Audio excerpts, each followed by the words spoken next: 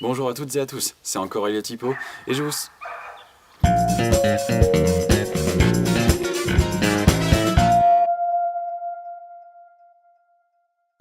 3, 4.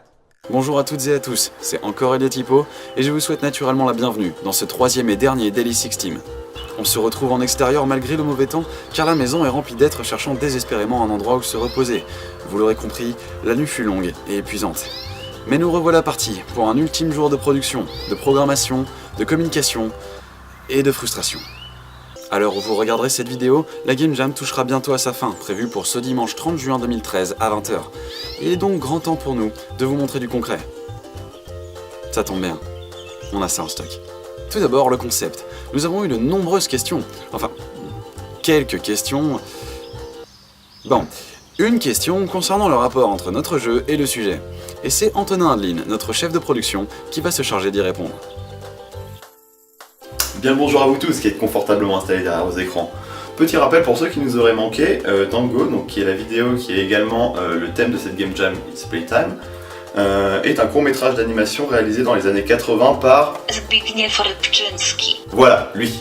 Nous sommes particulièrement intéressés à la notion de perpétuel qui était présente dans la vidéo et l'avons transcrite dans le jeu sous la forme des créatures fantasmagoriques, créatures qui sont donc les ennemis du joueur. Il faut savoir que leurs mouvements sont cycliques, elles arrivent d'un côté de la carte, la traversent, disparaissent puis recommencent leur parcours et ainsi de suite, en sachant également que leur nombre est croissant tout au long de la partie, ce qui crée du coup une difficulté un petit peu en crescendo, à l'image de la musique que nous a composée Dominique. Sur ce, je vais vous laisser avec Lucas maintenant, qui va vous parler des graphismes et qui va vous montrer leur avancée au niveau du projet. A la prochaine! Hey, salut!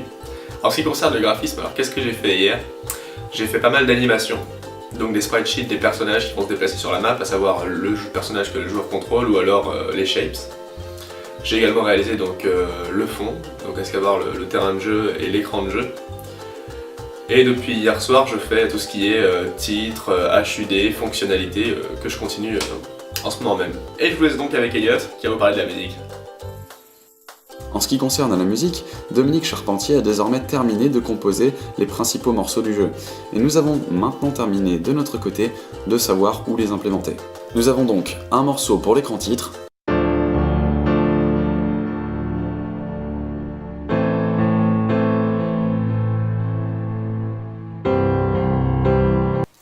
un morceau pour les niveaux moyens,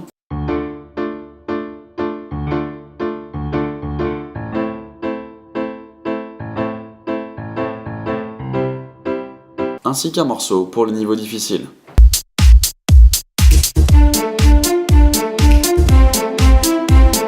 Il est maintenant temps de laisser la place à Baptiste afin d'aborder le point programmation.